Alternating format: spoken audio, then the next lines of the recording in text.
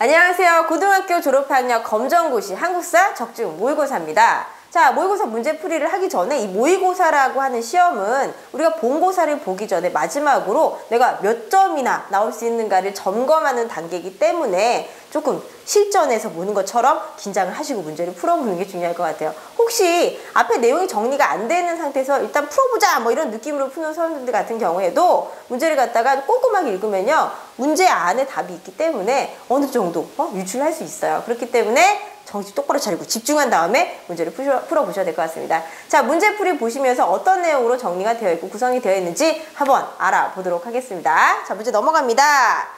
1번, 다음과 같은 도구를 사용하여 살았던 시기에 대한 설명으로 바르지 못한 것은 그랬어요. 이 다음에 나와 있는 도구, 이거 뭐예요? 이 주먹도끼죠. 이건 주먹도끼입니다. 주먹도끼.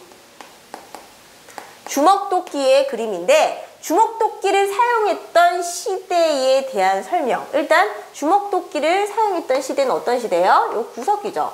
구석기 시대의 생활 모습으로 문제 보세요. 바르지 못한 것은 반전이 있어요. 문제가 바르지 못한 것은이에요. 그렇기 때문에 구석기가 아닌 거를 찾으라는 문제가 되겠죠. 자, 볼게요. 1번에 뗀석기를 사용하였다. 이 뗀석기도 뭐예요? 구석기 때의 유물이죠. 그 다음 2번에 사냥, 채집, 어로 생활을 하였다. 이것도 구석기 때의 경제생활. 그리고 이동 생활을 하였다. 이 구석기 같은 경우에는 사냥, 채집, 어로를 했기 때문에 한 곳에서 머물러 있으면 어떻게 돼요? 그러면 죽어요. 먹을 거를 찾아서 돌아다녀야 돼요. 그렇기 때문에 이동 생활을 하였다. 이것도 구석기 때의 모습이 맞습니다. 그런데 여기 나와 있는 고인돌. 자, 이 고인돌이라고 하는 건 어느 시대의 유물이에요? 바로 청동기 시대의 대표적인 유물로서 이것을 보고 뭐를 알 수 있다까지? 계급사회였다라고 하는 거를 추측할 수가 있다. 까지 정리를 해 주셔야 됩니다. 왜요? 이 고인도 굉장히 큰 돌이잖아요. 이렇게 큰 돌을 갖다가 움직이게 할 수 있는 어떤 파워, 힘을 갖다가 가지고 있는 사람이 묻혀 있을 거야. 이렇게 추측했기 때문이에요. 자, 그래서 1번 같은 경우는 4번이 청동기 때의 생활 모습, 청동기의 사회 모습을 나타내고 있기 때문에 그림과는 관련이 있다, 없다? 없다. 몇 번이요? 4번. 1번에는 4번이 답이 되겠습니다. 자, 2번으로 넘어갈게요. 2번은요, 싹 지우고. 다음과 관계 깊은 국가는 그랬어요. 야, 이 다음 볼게요. 무천, 족외혼, 부족 간의 경계를 중시했다. 이렇게 나와 있어요. 자, 이것은 모두 동예의 설명이죠. 동예. 우리 지금 나와 있는 이 국가들 전부 다 어떤 국가들이에요? 연맹왕국이잖아요. 연맹왕국. 자, 연맹을 맺어서 국가체제를 갖다가 이루고 있는 단계라고 볼 수가 있는데 부여와 고구려 같은 경우는 왕이 있다, 없다? 왕이 있다. 왕이 있다. 하지만 옥저와 동해 같은 경우는 왕없지만 왕처럼 정치적으로 나라를 다스리는, 이 부족을 다스리는 군장이 있죠. 그래서 여기를 갖다가 군장 국가라고 표현하면서 군장 누가 있어요? 읍군, 삼로와 같은 군장들이 있었다. 자, 그 중에서 이 다음에 나와 있는 무천, 조계혼, 부족 간의 경계를 중시했다라고 하는 거 동해의 풍습이라고 설명했고요. 무천 같은 경우는 동해의 뭐예요? 제천행사. 하늘에 제사를 지내는 제천행사다. 그 다음에 족외혼, 같은 부족끼리는 혼인을 한다, 안 한다? 안 한다. 같은 부족끼리 혼인을 안 하고 다른 부족에서, 왜냐면요, 이 부족이라고 하는 것 자체가 가족 단위로 구성이 된 데서 이렇게 발전하는 양상이기 때문에 다 피가 급해요. 피가 섞여 있어요. 사촌이고 막 이래요. 그렇기 때문에 다른 부족에서 혼인을 했다. 이거는 결혼제도죠. 혼인제도. 그 다음에 부족 간의 경계를 중시했다. 이거 어떤 제도예요? 바로 책화라고 하는 제도죠. 그래서 음랍끼리는 침범하지 말 것. 만약에 침범했을 때는 뭘로 갚아라? 소와 말로 갚아라 라고 하면서 경계를 굉장히 중시했던 동해 책화라고 하는 제도예요. 그렇기 때문에 모두 동해와 관련이 있고요. 덩달아서 여기 지금 부여 같은 경우 제천에서 뭐가 있어요? 이거는 영고. 영고. 고구려는 제천행사 동맹이 있죠. 이렇게 정리가 되면서 고구려 옥저 같은 경우는 또 이 혼인제도 같은 거, 고구려의 혼인제도 또 뭐가 있어요? 서옥제. 옥저의 혼인제도 뭐가 있을까요? 민며느리제. 까지 해서 이렇게 이 연맹왕국 단계가 나오게 되면은 이렇게 보기에 부여 고구려만 이렇게 나와 있잖아요. 그러면은 거기에 해당하는 풍습이나 제천 행사들을 같이 정리해 주시면요. 나중에 다시 틀린 거 오답을 체크할 때 보면서 조금 더 도움이 돼요. 팁을 드렸습니다. 자, 이렇게 정리하면서 이번에는 답 몇 번? 4번 이렇게 정리를 하고요. 다음 문제 볼게요. 3번. 3번 하기 전에 너무 더러워진 칠판을 지우고요. 3번에 고구려가 신라를 도와 왜군을 격퇴하고 요동을 정벌하여 영토 확장의 위협을 달성한 내용이 기록된 비석은 문제가 너무 길어요. 근데 사실 모의고사에서도 모의고사 말고 우리 본고사에서도 이런 식으로 문제 안에 어떠한 특징들을 갖다가 쓴 문제가 간혹 나와요. 그렇기 때문에 이런 문제도 조금 정할 필요가 있겠죠. 자, 고구려가 신라를 도와 왜군을 격퇴. 누구의 업적인가? 누구의 업적인가요? 자, 이것은 바로 광개토대왕의 업적이에요. 광개토. 고구려 광개토대왕의 업적이고요. 요동을 정벌하여 영토 확장의 위협을 달성한 내용이 기록된 비석은 자, 광개토라고 했으니까 어떤 왕이겠어요? 광개토대왕 릉비가 되겠다. 그렇다면 나머지는 다 뭐예요? 중원 고구려비 이거는 고구려 장수왕이 업적이 쓰여진 기록. 그 다음에 진흥왕 순수비와 단양 적선비 이거는 두 개 다 진흥왕 신라 진흥왕의 비석이다. 까지 정리를 해주시면 되겠죠. 자, 1번 같은 경우는 1번이 아니라 3번이죠. 3번 같은 경우는 1번이 답이 되겠고요. 그 다음에 4번으로 넘어가서 한번 지우고 4번은 자, 어느 시대가 되냐면 고려 왕건의 정책이라고 했어요. 벌써 고려시대 왔어요. 고려 왕건의 정책 중에서 혼인정책, 사성정책, 관직과 토지지급 이렇게 나와 있어요. 혼인정책. 자, 고려 왕건은요. 고려에 원래 통일신라 말에 호족 출신의 인물이죠. 호족이라고 하면은 지방 세력이에요. 지방 세력이 이 나라를 세우고서 왕으로 군림하게 되었다. 자, 그런 다음에 다른 이런 지방 세력들을 갖다가 견제하기 위한 정책이죠. 견제하고 포섭하기 위한 정책. 견제라고 하는 거는 내 말 안 들어? 확 이렇게 하는 정책이고 이 포섭이라고 하는 건 다 어떻게 내 편으로 끌어들이는 그런 정책이 되겠죠. 자, 그래서 왕건 같은 경우는 혼인 정책. 다른 호족들과의 혼인을 통해서 와이프가 몇 명이에요? 29명. 진짜 기가 막힌 인생이죠. 와이프가 29명이에요. 29명. 그래서 호족들을 내 편으로 끌어들이기 위해서 호족들의 딸과 결혼을 했죠. 혼인정책. 그 다음에 사성정책. 그리고 토지나 아니면은 알았어 나는 너한테 무릎을 꿇겠어 왕건아 잘 봐줘 라고 하면서 왕건한테 이렇게 숙이고 들어가는 그런 호족들한테는 사성정책. 자, 왕씨. 왕족의 성씨인 왕씨성을 하사하다. 왕씨성을 주거나 토지를 주거나 관직을 주거나 이런 것 등에서 다 어떻게 한다고요? 내 편으로 끌어들이는 정책을 폈다. 자, 뭐라고요? 지방 세력인 호족 세력을 내 편으로 끌어들이기 위한 지방 세력 포섭 정책. 우리 팀으로 끌어들이기 위한 포섭 정책이 되겠습니다. 자, 다양한 지배 이념 정책 이렇게 나와 있는데 그거 외에도 여기 있는 것들은 전부 다 고려 정책이 맞아요. 고려 정책이 맞는데 고려 왕건의 정책이 맞는데 지배 이념 같은 경우는 고려는 여러 가지 민족 문화 같은 것들도 다 받아들이고 뭐 도교, 유교, 뭐 풍수, 지리설 이런 것도 다 수용을 하고요. 우리 지금 이 삼국시대가 지금 다 완전히 통일이 된 거기 때문에 통일신라 발해 유민들, 말갈인들까지 다 포섭하는 그런 정책을 갖다 썼다는 거 같이 알아두시면 되겠습니다. 자, 4번의 답 2번이고요. 자, 5번 문제예요. 훈구 세력과 사림 세력을 비교한 것으로 옳지 않은 것은 그랬어요. 옳지 않은 것은 항상 아는 것은 못한 것은 바르지 않은 거 이런 거 아닌 것은 이런 거는 동그라미 쳐줘야 돼요. 왜요? 헷갈리니까. 자, 옳지 않은 거 고르라고 했어요. 그렇다면 훈구와 사림이 뭔지 알아보겠습니다. 훈구와 사림 같은 경우는요. 우리가 고려 말에 새로운 사회를 세우자라고 하고는 주장하는 팀과 새로운 사회 세우자라고 주장하는 팀과 아니 사회는 세우지 말고 개혁을 하자. 나라는 두고 제도만 바꾸자라고 주장했던 팀으로 나눠지게 돼요.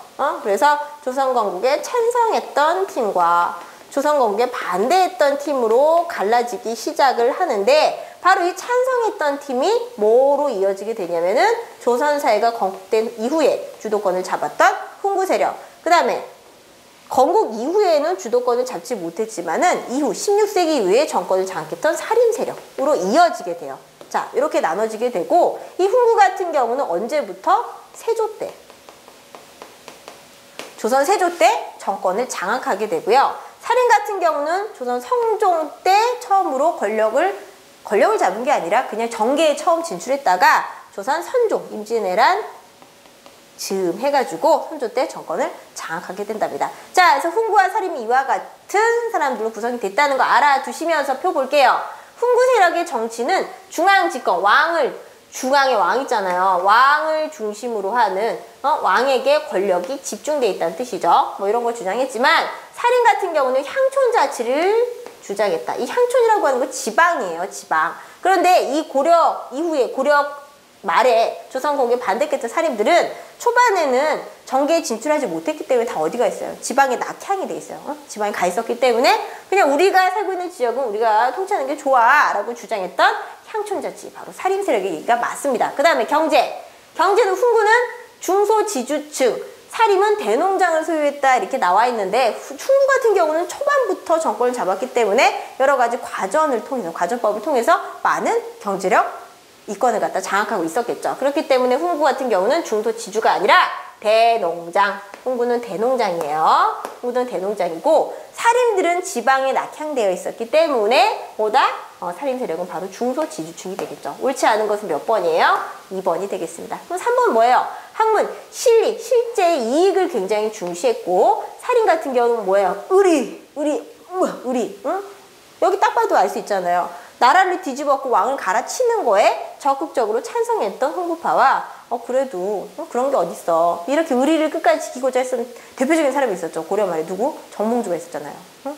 그래서 나라 갈아엎자! 라고 주장했더니 내가 어떻게 갈아엎어? 이 몸이 죽고 일배법 고쳐주고 막 그러면서 끝까지 의리를 강조했던 바로 사림의 정신이라고 할 수가 있겠죠. 그래서 이것도 맞는 얘기고요. 4번에 훈구 같은 경우는 정권 다툼 사림들을 갖다가 사림의 화라는 뜻이에요. 사림들 갖다 숙청하기 위한 일련의 사건들을 주도했던 게 훈구 세력이고요. 사림 같은 경우는 정권을 주도한 이후에 서로 이 당파를 형성해가지고 정권 다툼을 했다. 이게 바로 특징이 맞죠. 그렇기 때문에 5번 같은 경우는 몇 번? 2번이 답이 되겠습니다. 답 2번이에요. 그 다음에 6번. 6번 문제 보시면 다음의 결과를 낳은 사건, 뭘 낳았어요. 조선의 경작지가 3분의 1로 감소하고 조선의 신분제가 동요되고 그 다음에 조선의 많은 문화재가 약탈되면서 명예국력이 쇠약해지게 되었다. 자, 이거는 무슨 사건이냐면 바로 임진왜란에 대한 결과가 되겠습니다. 임진왜란에 대한 결과. 자, 갑자사화라고 하는 거는 뭐예요? 사림의 화 중에 하나였던 연산군이 본인의 어머니 패비윤씨가 생모인 패비윤씨가 패비가 되는 과정에 대한 과정을 갖다가 알게 되면서 일어난 사화. 그다음 병자호란은 누가 쳐들어온 거예요? 청이 쳐들어와가지고 우리가 거기 졌죠. 그래서 그 당시 왕이었던 인조가 청태중에게 머리를 조아리면서 군신관계를 맺었던 바로 그게 산전도의 굴욕이 되겠습니다. 네, 이거는 병자호란의 결과가 되겠죠. 이렇게. 자, 6번 같은 경우는 몇 번이요? 3번이 답이 되는 거고요. 7번으로 넘어가시면 7번. 다음에서 설명하고 있는 기구의 이름은 무엇일까요? 이렇게 나와 있어요. 자, 설명 볼게요. 본래 중종 때 비상시에 국방문제를 의논하기 위해 둔 임시기구였으나 붕당 정치의 전개와 함께 17세기 이후 최고 정치기구가 되었으며 그 결과 왕권의 위축을 가지고 오게 되었다. 자, 문제를 담당하기 위한 임시기구, 여기에서 국방문제를 담당하기 위한 임시기구는 바로 비변사예요. 비병사. 그래서 지금은 임시기구지만 중종 말쯤이 되면은 상설기구, 항상 만들어져 있는 기구로 정리가 되고요. 비변사 같은 경우는 이때 처음 만들어졌어요. 중종 때 처음 만들어졌고요. 임시기구로 만들어졌으나 다시 상설기구화. 그러니까 안에 안 없어지는 거예요. 그냥 원래 있는 기구로 남았다가 전쟁이 끝난 다음에 국방 문제가 굉장히 중요해지게 되면서 최고의 권력기구까지 올라가게 돼요. 여기서 왕세자 비까지 다 여기서 결정하게 됐다. 이런 문서도 우리가 볼 수 있었는데, 자, 중종 때에 만들어졌고 언제? 세도 정치기의 최고의 권력기구였었는데 누가? 대원군이 이거 없애버리죠. 왜요? 비정상이잖아요. 원래 최고의 권력기구는 어디예요? 의정부예요. 의정부인데 대원군은 이 비변사가 최고의 권력기구로 올라가니까 이거 없애버리고 의정부를 최고의 권력기구로 다시 바로 잡게 되고요. 홍문관 같은 경우는 이거는 왕에게 자문을 해주는 기구. 사헌부 같은 경우는 관리감찰 풍기 단속과 같은 일을 담당하는 3사 중에 하나죠. 둘 다 3사 중에 하나가 되겠습니다. 왕권을 견제하는 기구고요. 그래서 7번 같은 경우는 몇 번이요? 4번이 답이 되겠죠. 답 4번입니다. 그다음 8번. 8번으로 넘어가시면 이거 굉장히 간단한 문제들이 계속 나오게 되는데 다음에서 설명하고 있는 군사제도는 그랬어요. 임진왜란 이후 설치된 중앙군영으로 서곡은 이거는 지방군이 아니라 이건 예비군이죠. 예비군. 자, 누구부터 누구까지? 노비부터 양반까지. 여기 다 들어가 있어요. 그 다음 잡세군. 이건 조선 정기예요. 조선 정기의 예비군. 그 다음 구서당. 이거는 통일신라의 중앙군. 중앙군. 그러면 답은 뭐예요? 임진왜란 이후 설치된 중앙군영은 뭐예요? 훈련 도갑이 되겠죠. 그래서 8번 같은 경우는 몇 번? 5번이 답이 되겠고요. 자, 9번 문제예요. 지도에 표시된 가와 나 지역에서 일어난 농민 봉기 의로 오른 것은 의로 오른 건 뭘까요? 여기 어디예요? 평안동이죠. 평안도. 가 같은 경우는 홍경래의 난. 자, 홍경래의 난. 그 다음에 나 같은 경우는 이거 뭐냐면은 임술 농민봉기예요. 임술 농민봉기라고 할 수가 있겠습니다. 자, 이 두 사건의 공통점은요. 어느 시기에 일어났냐? 바로 세도정치기. 이 두 사건은 세도정치기에 일어난 사건으로서 세도정치가 뭐예요? 왕의 외척이 득세해서 정권을 장악하는 비정상적인 정치 형태죠. 비정상. 왕권 위축 그러면서 왕의 외척이 득세 막 이런 시기라고 볼 수가 있는데 이 시기에는요 탕가놀이들 중간 관리들이 백성을 엄청나게 못살게 굴어요. 어떻게? 세금을 많이 걷어서. 그렇기 때문에 백성들이 이와 같이 난, 봉기, 이 봉기 벌떼처럼 들고 일어난다, 난리가 난다 이런 뜻이죠. 자, 세도정책이 일어났던 바로 탕가놀이 스타일 혹은 서북민에 대한 차별들 이런 것들 때문에 일어났던 대표적인 난이라고 볼 수가 있겠죠. 자, 이 두 가지는 원인은 각각 달라요. 하지만 결과는 같죠. 뭐가 있을까요? 자, 여기서 일어난 의의를 골라라 라고 했으니까 이 사건의 의미를 찾으라는 얘기예요. 그래서 농민 중심의 근대적인 민족주의 운동이다 이렇게 나와 있는데 농민 중심이 아니라 이 홍경래의 난을 주도했던 홍경래는 양반이에요. 몰락 양반. 임술 농민봉기를 주도했던 유계춘이라는 인물도 몰락 양반이에요. 그렇기 때문에 농민 중심이 아니라 몰락 양반이 주도했기 때문에 1번은 땡 틀렸다 띵 아니야. 그 다음에 탕가놀이의 횡포에 항거한 농민들의 자각, 스스로 각성, 스스로 깨달음 뭐 이런 운동이 되겠죠. 그래서 2번이 공통점이라고 볼 수 있고요. 천민과 노비 중심의 신분 해방 운동이었다. 이거 언제 일어난 거예요? 이거는 고려 말에 무신정권 시기에 일어났던 뭐 만적의 난이나 아니면 관노비의 난 뭐 이런 식으로 고려 시대의 난을 얘기를 하고 있는 거고요. 그 다음 천주교 사상에 근거한 대규모 사회운동이었다. 이거는 그냥 말 그대로 그냥 탕가놀이 스타일이에요. 천주교라는 그런 종교의 성격을 띠지는 못합니다. 그렇기 때문에 9번 같은 경우는 몇 번이 답이다? 2번이 답이 되겠어요. 2번이에요. 답. 자, 10번 문제입니다. 다음 보기는 강화도 조약, 강화도 조약, 강화도 조약. 너무 중요해요. 강화도 조약의 주요 내용이다. 이 중 치외법권을 인정하고 있는 것. 자, 치외법권이라고 하는 게 뭐가 있을까요? 치외법권이 뭐냐면 일단 치외법권이 먼저 알아야 되잖아요. 치외법권은 일본 사람들이 우리나라 들어와서 막 사람들 막 괴롭히고 죽이고 약탈하고 도둑질하고 막 그랬어요. 그럼 우리 법에 의해서 그 사람의 죄를 갖다 묻고 재판을 해야 되는데 치외법권을 인정하고 있다라고 하면은 우리나라 법에는 전혀 적용이 되지 않는다는 거 의미해요. 다시 말해서 우리나라에서 아무리 나쁜 짓을 해도 일본 사람이 아무리 나쁜 짓을 해도 우리나라에서 재판을 받지 않고 일본으로 소환 넘어가게 된다고요. 그래서 일본에서 굉장히 가벼운 벌만 받게 되는 굉장히 불평등한 내용이라고 할 수가 있겠습니다. 그래서 이 치외법권이 들어가 있는 내용을 찾으라는 건데 기억! 조선국 부산의 일본 공간에서 무역사무를 처리한다 이렇게 나와 있네요. 조선국이 있는 부산이라는 곳에서 일본 공관, 일본이 여기다 관청을 갖다 만들어 놓고 무역사무를 관장했다는 뜻이에요. 이건 치외법권이 아니죠. 경기, 충청, 전라, 경상, 함경 5도의 바닷가 통상이 편리한 항구 2개소를 항구계양이죠. 이거 계양, 항구계양.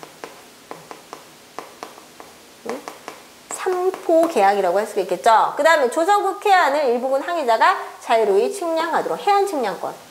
해안 측량권. 우리랑 일본이랑은 바다가 굉장히 가깝기 때문에 이건 다시 말해서 일본이 우리나라로 쳐들어올 수 있는 길을 갖다가 미리 뚫어놓는다는 얘기예요. 그 다음 리을. 일본국 인민이 조선국 항구에 머무는 동안에 자 죄를 범한 것이 조선국 인민에 관계되는 사건일 때에는 조선 사람들을 갖다가 못 살게 굴었을 때에는 일본국 법에 의거하여 모두 일본 관원이 심판을 한다.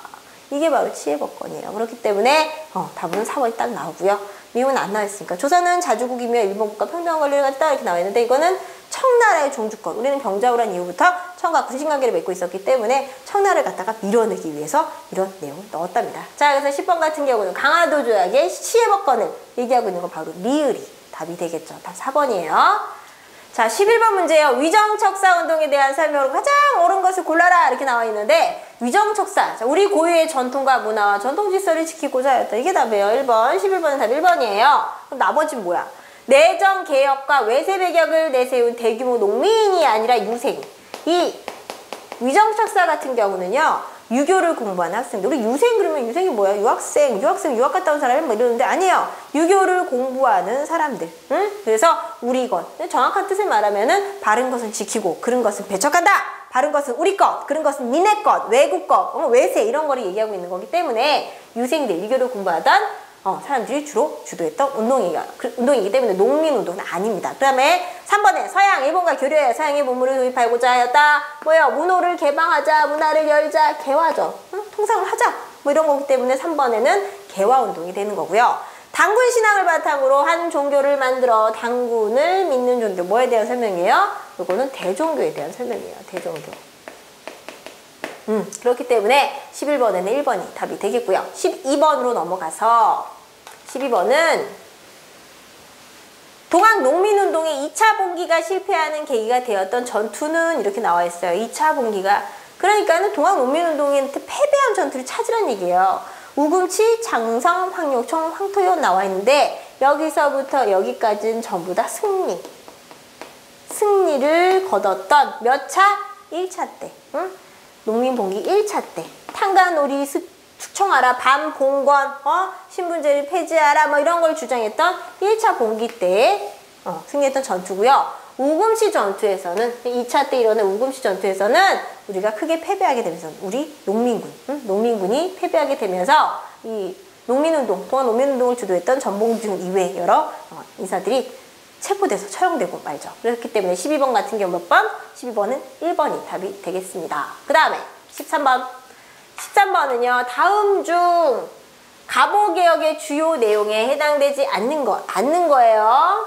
아닌 거. 자, 보면은 신문제 폐지, 태양역 사용, 도량령의 개정 통일, 과거제의 폐지 이렇게 나와 있어요. 그래서 보면은 신문제 폐지한 거는 갑오개혁의 가장 핵심 내용이죠. 동학농민운동에서 농민들이 제안했던 폐정개혁안의 내용을 일부 수용해서 신분제가 폐지되면서 근대사회로 진입을 하게 되는 거죠. 그 다음에 태양역을 사용하였다. 태양역 사용? 우리는 갑오개혁에는요. 태양역 사용이라는 내용이 없어요. 이게 없어요. 그 대신 을미개혁 때 음력 폐지, 양력 사용. 이게 태양역이거든요. 양력 사용. 요네 을미개혁의 내용이기 때문에 2번이 답이 되겠죠. 도량령과 개정을 통일한다, 과거제를 폐지한다 이런 것들 모두 근대화를 근대화로 가는 전환점으로 여겨지는 갑오개혁의 내용이 맞고요. 이 갑오개혁은 또 한계점까지 같이 얘기하자면요. 일본이 주도적으로 이끌었기 때문에 일본 침략이 위한 내용들이 굉장히 많이 들어있는 데다가 우리에게 꼭 필요한 토지제도나 군사제도는 전혀 들어가지 않았다는 게 한계점이라고 할 수가 있겠죠. 그래서 13번에는 2번이 답이 되겠습니다. 자, 14번 문제예요. 다음 신문과 그에 대한 설명이 바르게 연결된 걸 골라보자 그랬습니다. 독립신문, 한글과 영문으로 가는 최초의 민간신문, 그 다음에 황성신문, 의사조약의 부당성에 항거하면서 장지연이 논설을 기재하죠. 뭐요? 시일야 방송되고 내가 이날 밤에 목 놓아 울었다 뭐 그런 뜻이에요. 시일야 방송되고. 그 다음에 한성순보는 한문체로 간행된 우리나라 최초의 신문이다. 제국신문은 부녀자를 대상으로 해서 한글로 간행된 신문이고요. 영국인 베델이 발행인으로 참여한 것. 요거는 뭐예요? 대한매일신보죠. 대한매일신보에 대한 설명이었다. 그렇기 때문에 14번 같은 경우는 바르게 연결된 건 뭐예요? 2번이죠. 14번에는 답 2번이 되겠습니다. 다음으로 넘어갈게요. 15번. 15번은 한민족을 위협하고 굴복시키기 위해서 교원들, 쌤들에게 제복을 익히고 칼을 차도록 했다. 이건 뭐 숙제 안 하면은 날 죽일 것처럼. 굉장히 강압적인 분위기의 학교를 만들어냈다는 얘기죠. 그래서 요거는 뭐냐면은 교원들에게 제복을 입히고 칼을 차도록 했다. 요거는 1910년대 무단 통치 시기입니다. 무단 통치. 무단 통치 시기의 모습으로서 여기에 해당하는 거 뭐가 있어요? 바로 헌병 경찰 통치. 헌병 경찰 통치. 그러니까 경찰이 다 헌병이에요. 군대를 갖다가 이렇게 제압하고 통솔하는 헌병들이 우리나라 치안을 담당하는 경찰로서 활동하게 되면서 나라 분위기를 갖다가 굉장히 강압적으로 만들게 됐고요. 통감 정치라고 하는 건 1905년도 의사조약 때 통감부가 설치되면서 실시게 됐던 거. 차관 정치라고 하는 거는 1907년도에 한일 신협약에 의해서, 다른 말로 정미 7조약이라고 하는데 그 조약에 의해서 일본이 차관이 우리나라에 들어와서 내정 간섭을 실시죠. 그다음 문화 통치라고 하는 건 1920년대의 통치 방법이라고 할 수가 있겠습니다. 그래서 15번 같은 경우는 4번이 답이 되겠고요. 16번은 다음 중 독립의군부가 지향한 사상으로 옳은 것은 그랬어요. 독립의군부는요. 1910년대 국내에서 고종의 밀지를 받아, 고종의 밀지, 그러니까 왕이 몰래 시킨 거예요. 비밀리에 만들어졌어요. 그래서 이거는 고종이 만들었기 때문에 다시 왕정으로 돌아가자. 왕정으로 돌아가자. 복벽주의. 왕정복고예요. 왕정복고. 왕정복고를 주장하는, 왕정으로 돌아가자. 복벽주의를 지향했다. 그렇기 때문에 몇 번이 답이다? 2번이 답이다. 나머지 뭐 민주주의, 민족주의, 사회주의 같은 경우는 아직 들어오지 않아요. 1910년대, 사회주의는 우리나라에 1920년대 들어와요. 그렇기 때문에 있지 않고요. 민주주의 같은 경우는 우리가 민주주의 체제, 민주공화국 이런 것들을 우리나라에서 지향하기에는 조금 왕도 아직 있는 데다가 이제 강점기 시기였기 때문에 이런 것들을 조금 지향하기가 어려운 상황이었다고 볼 수가 있겠습니다. 자, 그 다음에 17번은 이봉창, 윤봉길 의사의 의거 활동을 이끈 단체는 바로 한인애국단이 되고요. 오조감살단 같은 경우는 을사조약에 서명한 5명의 매국노를 죽여버리기 위해서 만들어진 거지요. 자, 그 다음에 혈성단이나 의열단 이런 거는 전부 다 뭐예요? 1920년대 활동하던 독립운동 단체다. 그렇기 때문에 17번 같은 경우는 이봉창, 윤봉길 의사의 이거 한인애국단에 소속이 되어 있고요. 한인애국단 누구를 중심으로 만들어졌다? 김구를 중심으로 만들어졌다. 까지 기억을 해주시면 되겠습니다. 자, 17번에 다 2번이고요. 18번에는 뭐가 있을까? 다음 내용과 관계 깊은 일제의 식민통치 정책은 무엇일까요? 황국시민서사시. 나는 대일본 제국의 시민이다. 나는 마음을 합해 천황폐하께 충의를 따진다. 우리 한국시민은 인고 단련하여 훌륭하고 강한 국민이 된다. 이렇게 나와 있는데 이런 거 왜 자꾸 외우게 하는 거예요? 이런 거 자꾸 외우게 하는 이유가 이 세 내용. 내가 일본의 시민이다. 시민도 아니야. 시민이다. 시민이랑 시민은 무슨 차이가 있어요? 시민은 권리와 의무를 다 가지고 있지만 시민은 의무만 있어요. 의무만. 응? 노예 의무 해야 될 것만 너무 많아. 근데 권리는 없는. 그런데 자꾸만 나는 시민이야. 천황폐하의 시민이야. 이거 자꾸 말하게 함으로써 세뇌를 시키는 거예요. 아동용이 있고 학생용이 있고 뭐 이렇게 성인용이 있고 뭐 이런 버전이 다르게 있습니다. 자, 이런 거를 했을 시기는요. 우리 민족의 어떤 전통적인 이런 걸 갖다 완전히 그냥 확 민족 말살 정책. 여기 있네요. 민족 말살 정책. 1930년대죠. 요 시기에 정책이라고 볼 수가 있겠지요. 자, 이건 정책이 되는 거고 경제적으로는 1930년대 병참 기지화 정책을 핌으로써 우리나라를 전쟁 물자에 필요한 이런 무기, 저장고처럼 창고처럼 이렇게 썼던 그런 시기가 있었고요. 무단 통치 같은 경우는 1910년대, 문화 통치는 1920년대라는 거 기억을 해주시면 되겠습니다. 18번에는 4번이 답이 돼요. 그 다음 19번에 조선 어학회에 대한 설명으로 옳지 않은 것을 골라라 이렇게 나와 있는데 표준어를 제정하였다. 이승, 최연배 등을 중심으로 조직되었다. 우리말 큰 사전을 편찬하여 맞춤편의 표준이 안타까운 일이네요. 편찬 시도만 해요. 왜냐면은 이런 것들은 전부 다 일제 총독부의 방해를 받게 되면서 중간에 멈추죠. 그리고 관련된 조선어학회가 해산이 되고요. 관련자들이 전부 다 잡혀가요. 그렇기 때문에 여기 나와 있네. 일제는 독립운동을 구실로 회원을 체포하고 강제로 해산시키는 바람에 우리말 큰사전은 편찬을 하려고 했지만 중간까지 했으나 결국은 실패하게 되었다. 그래서 3번 같은 경우는 옳지가 않습니다. 19번에는 답 3번이고요. 20번. 20번은 다음 중 광복 직후 조선 건국준비위원회의 중심인물로 오른 것은 조선 건국준비위원회는 바로 여운형의 주도로 만들어진 거고요. 송진우, 김상수 뭐 이런 인물들 같은 경우는 나중에 친일로 변모하는 사람들이라고 할 수가 있겠습니다. 윤봉길 의사 같은 경우는 뭐 한 사람이에요? 도시락 폭탄. 상하이 홍콩공원에 도시락 폭탄을 투척한 의사죠, 의사. 20번 같은 경우는 여운형 선생님이 되겠습니다. 1번이고요. 21번에는 남한의 단독 정부 수립에 반대하여 일어난 사건을 보기에서 모두 고르면 이렇게 나와 있어요. 우리가 대한민국 정부가 수립이 될 때 한반도가 반으로 나눠지잖아요. 그죠?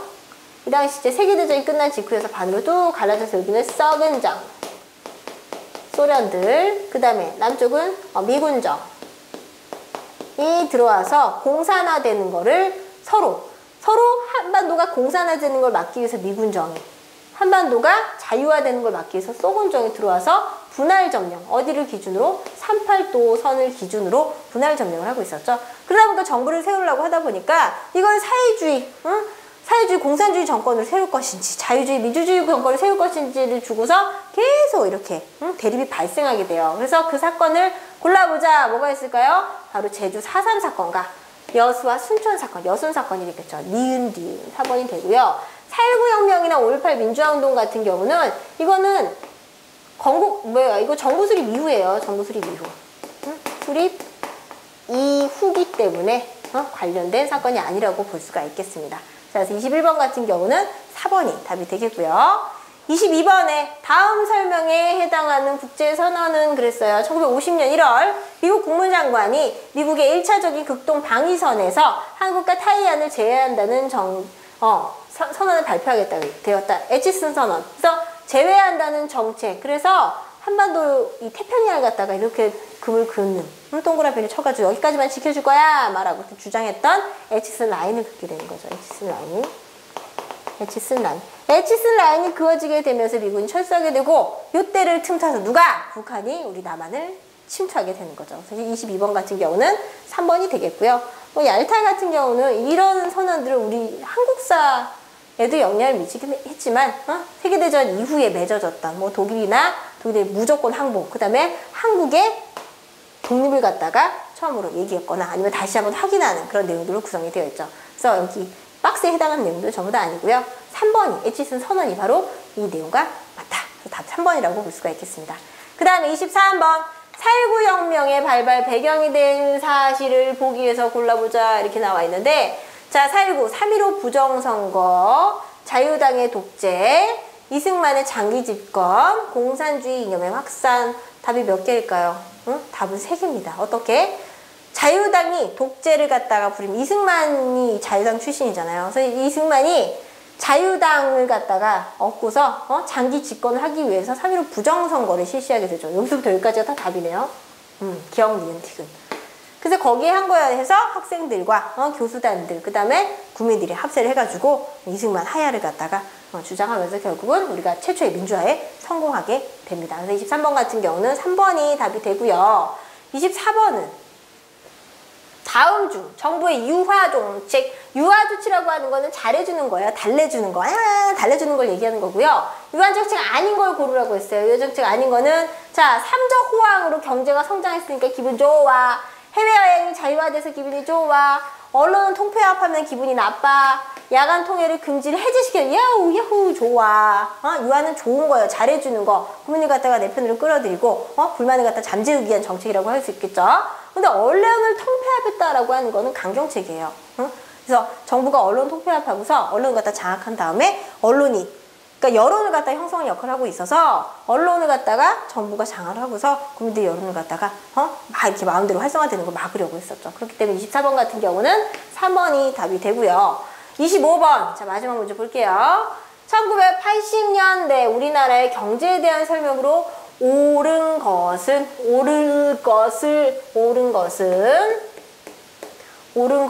보기에서 뭐는 골라보자. 이렇게 나와 있어요. 자, 옳은 것은 저유가, 저금리, 저달러, 3조 호황으로 경제성장이 지속이 되었고요. 미국의 원조 물자를 이용하는 밀가루, 설탕, 면방직, 이거는 뭐예요? 300산업이죠. 300산업.